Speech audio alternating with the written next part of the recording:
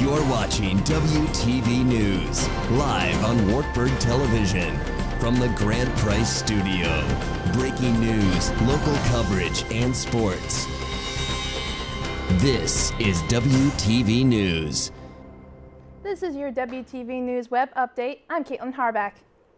With next year's tuition numbers to be released later this week, Student Senate had an open meeting to discuss the school's budget and tuition.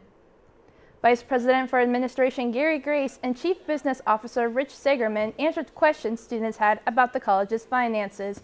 Most of the students' questions were centered about how much next year's tuition will be and how Wartburg sets their budget. It gets approved 3 times, once preliminarily in February, once in May, and then finally in October.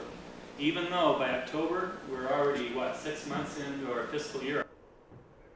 For full coverage on next year's tuition, tune in to WTV News next Monday night. A Wartburg faculty member is saying goodbye after 11 years. Artist Series Director Myrna Culbertson will be retiring at the end of the year. Since 2012, Myrna says the best part of her job has been getting to know the actors and performers on a personal level. Myrna is looking forward to her and her husband moving to Eisenach Village here in Waverly after she retires. We were able to go on an autumn leaves tour in October, only because I was not in charge of the Roots and Wings Artist Series. And so we looked at each other at that time and said, you know, we're getting to the point where we really don't need a lot of outside responsibility, so it's time for me to retire. So I'm doing that. Wartburg Players presents the musical Kiss Me Kate. The cast traveled to DeWitt Saturday to give their first performance of the Broadway show. The group will perform on campus starting February 21st in Newman Auditorium. The comedy tells the story of a couple's rekindled love while performing a Shakespeare play. Music director Dr. Brian Faltzgraff is pleased with the students' work and looks for them to grow. It's important for me to give my students and all of the other voice studio students an opportunity to actually practice what it is that we have been teaching them. And what better way to do it than on stage? Wartburg continued its artist series last week with a performance that took the audience back to the Harlem days of the 1920s. The musical was called Ain't Misbehavin', and the audience got in on some upbeat musical numbers as well as some fancy footwork. And a lucky lady even got pulled up on stage to dance. For more information on upcoming artist series performances, visit www.wartburg.edu/artist. In a decision led by Defense Secretary Leon Panetta, U.S. military's top generals voted unanimously to allow women to serve in active combat. WTV's Jacqueline Schutte has more on the local impact by this vote. Military officials said they believe this new policy will give women recognition for roles they are serving already in active duty on front lines.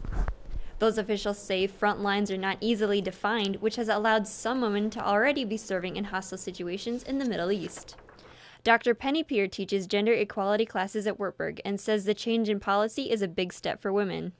This ends up being more of a formality than an actual reality. I think that we've had instances over the past 15 years in terms of our combat, especially in the Middle East, where women are serving in roles which inherently put them in active combat. Wartburg student and Sergeant Brian Lunsfoot served in the Marine Corps for 5 years, including 13 months in both Iraq and Afghanistan. I think it's funny that the government has chosen to uplift that ban now when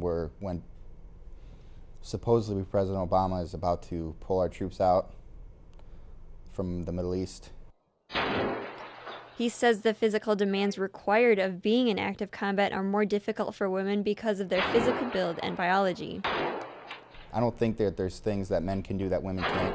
When you're an infantryman, you're on the front lines. You're hiking up 10 miles a day. You're carrying so much more gear than what you're already, than just your rifle.